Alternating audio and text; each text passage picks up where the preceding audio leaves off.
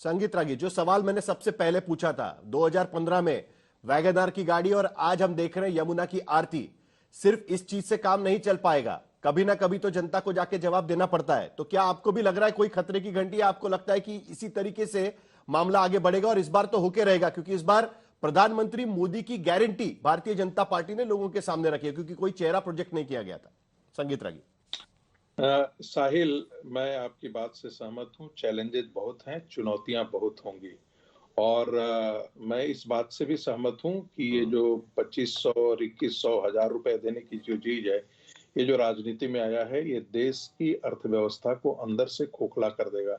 लेकिन हुआ क्या है कि हर पार्टी मजबूर हो रही है। कांग्रेस पार्टी भी मजबूर हुई, भारतीय जनता पार्टी भी मजबूर हुई है। इसको समझना है तो ऐसे ही है कि एक खेल के मैदान में यदि एक पक्ष फॉल खेलना शुरू कर दे और लगातार वही काम करते, तो उससे निपटने के लिए आपको उसी प्रकार की चीजों को सहारा लेना पड़ता है राजनीति में।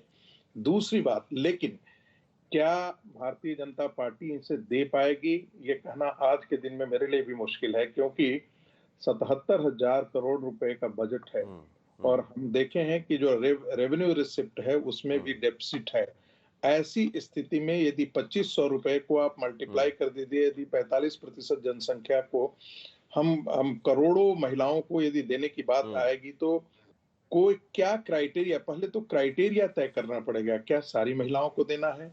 मान लेते हैं कि कोई यदि 10 लाख रुपए जिनका इनकम है, 20 लाख रुपए जिनका इनकम, क्या उनको भी 2500 रुपए हर महीने देना है? तो आज के कैबिनेट पे फैसला नहीं होगा ना, मतलब? तो मैं अपना उसका विश्लेषण कर रहा हूँ, मैं विश्लेषण कर रहा हूँ। वैसे ही जो है वो बाकी अन्य चीजों पर भी है। मेरा अपना मानना है कि चुनौतियां भारतीय जनता पार्टी के लिए कोई कम नहीं है, बहुत बड़ी चुनौती है।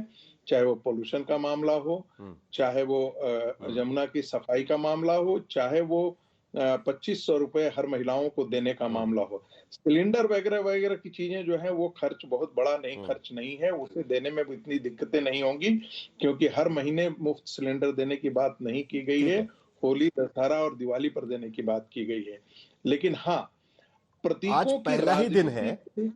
एक सेकंड, 10 सेकंड साहिल, 10 सेकंड। प्रतीकों की राजनीति से बहुत ज्यादा काम नहीं निकल पाएगा, क्योंकि मैं ऐसा इसलिए कह रहा हूं कि अरविंद केजरीवाल की पूरी राजनीति में आप देखेंगे तो फरेब है, झूठ है। कोई गवर्नेंस का ऐसा मॉडल उन्होंने अच्छा नहीं दिया। आप रेवड़ी बांट करके आप वोट को इकट्ठा कर रहे हैं, ये एक सच्चाई है। इसके अतिरिक्त आप एक बेहतरीन यदि दिल्ली को एक गवर्नेंस का मॉडल देते तो लोग आज भी उसे स्वीकार करता, जो है नहीं। इसलिए भारतीय जनता पार्टी के लिए चुनौतियां ये है कि ये 5 साल के दरमियान, आज तो डिबेट का कोई चांस ही नहीं है। उसे गंगा यमुना की सफाई और ये जो मुद्दे हैं, जिसे फ्री बीज की बात है, उसका भी समाधान निकाल करके देना पड़ेगा। इसके लिए रेवेन्यू जनरेशन बहुत इंपॉर्टेंट हो जाता है। भारत सरकार से क्या मांगे? हमने देखा है कि पंजाब की सरकार जो है, आज तो डिबेट का कोई चांस ही नहीं है। आप भी संगीत रागी से अग्री करेंगे?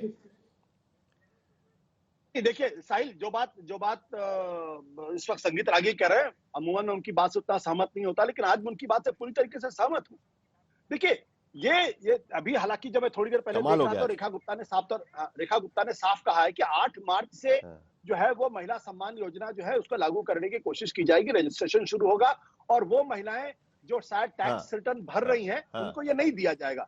देखिए, मैं बड़ा बुनियादी सवाल खड़ा कर रहा हूं। बुनियादी सवाल इस बात को लेकर यह है कि इस देश के अंदर ये जो मुफ्तखोरी की आदत लगाई जा रही है, ये जो एक तरीके से घुसखोरी की आदत लगाई, ये बंद होनी चाहिए। सारी राजनीतिक पार्टियों को इस पर फैसला करना चाहिए, क्योंकि अगर आप 2500 रुपए इस देश के अंदर महिलाओं को देंगे दिल्ली के अंदर, आप यकीन करिए कि दिल्ली का खजाना की क्या बुरी हालत होने वाली है।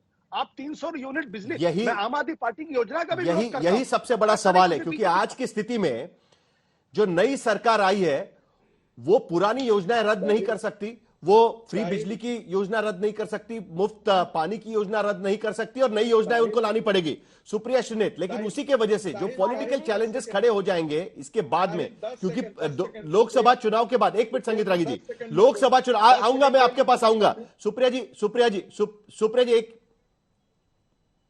अच्छा 10 सेकंड ले लीजिएगा, उसके बाद सुप्रिया जी के पास चलेंगे, जल्दी से संगीत रागी।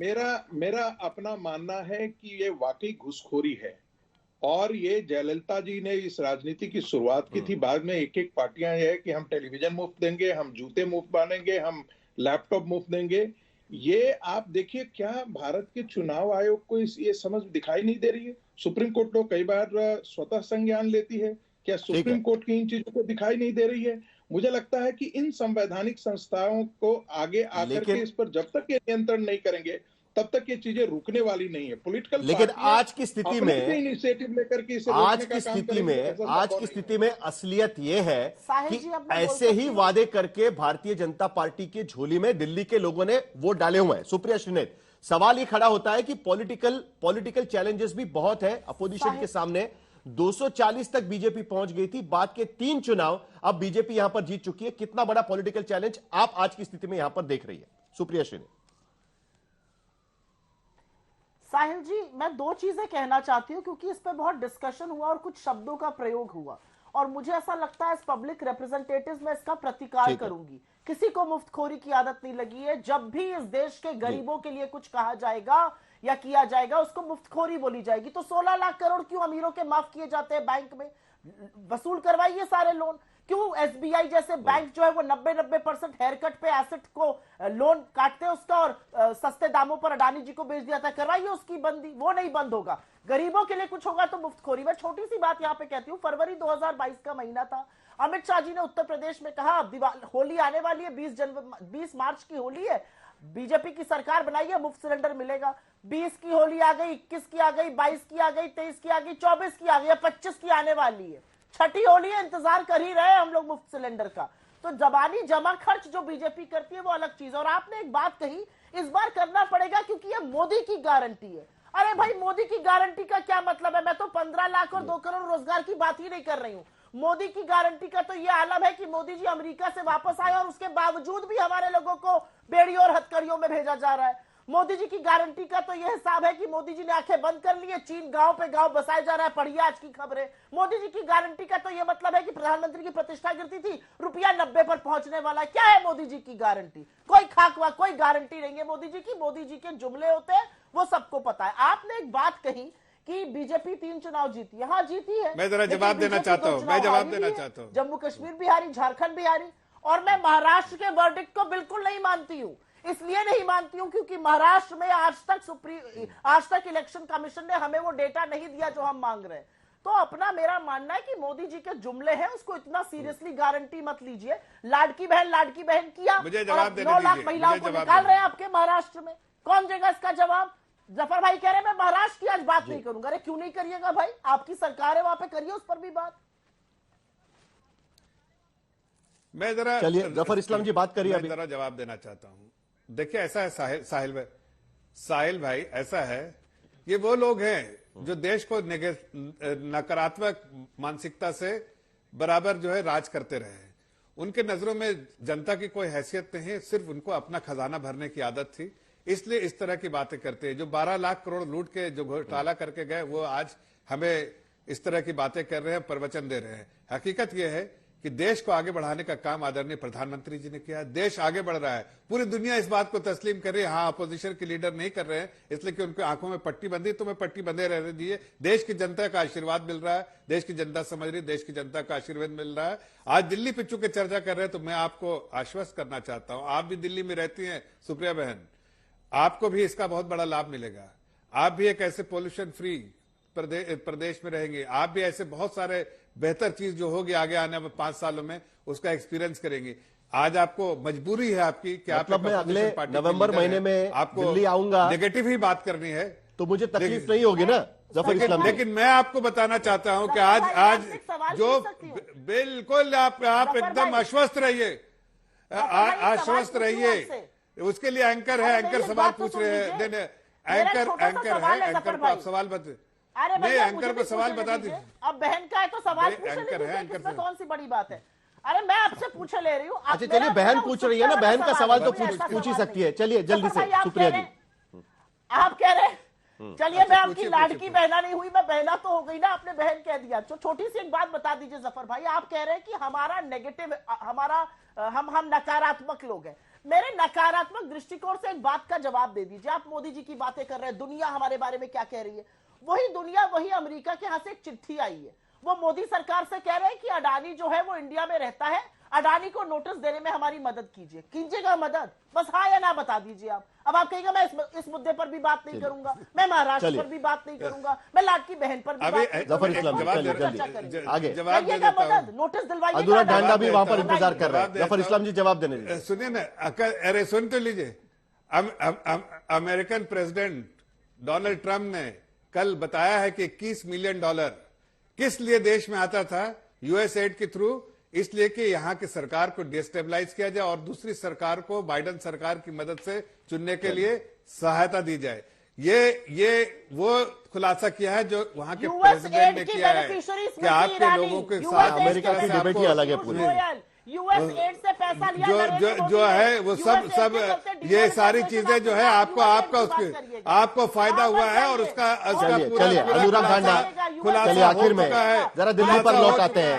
अमेरिका से दिल्ली लौट आते हैं क्योंकि हमें दिल्ली जरा सुधारनी है आज की स्थिति में। जरा एक मिनट दोनों शांत रहिए। अनुराग ढांडा, आप पर भी जिम्मेदारी कम नहीं है क्योंकि अभी आपको विपक्ष की भूमिका निभानी है वहां पर। आपका विपक्ष का नेता कौन होगा ये अभी तक साफ नहीं हो पाया है। क्या आपकी भूमिका भी ठीक रहेगी? आप क्योंकि कभी से हाथ खड़े करके तैयार थे, आपसे ये सवाल तो बनता ही है आखिर में। अनुराग ढांडा, हमने तो बिल्कुल शुरू में ही हमने कहा है कि हम कंस्ट्रक्टिव भूमिका निभाएंगे और मैं जफर इस्लाम जी की एक बात से आज बिल्कुल सहमत हूं। आप नेगेटिव क्यों हो रहे हैं साहिल जी? आप कह दे रहे हैं आज की कैबिनेट में तो नहीं, इसका मतलब आज की कैबिनेट में तो नहीं हो पाएगा। अरे ऐसे कैसे नहीं हो पाएगा? मोदी जी ने वादा किया था कि पहली कैबिनेट में 2500 रुपए की घोषणा होगी, तो आज होगा। हम तो बहुत पॉजिटिव है इस बात को लेकर के। तो हमको आज भांडा फूट चुका है ढांडा जी, करके बात करनी चाहिए। ज्यादा परेशान ना होइए। हर महिला को दिल्ली की कैबिनेट में ये पास होगा, हम इस बात की उम्मीद करते हैं। और होली आने वाली है, उस पर फ्री सिलेंडर की घोषणा भी आज होगी। जफर इस्लाम जी, आखिरी 30 सेकंड मेरे पास है, जवाब दे दीजिएगा कि आज इन पे फैसला।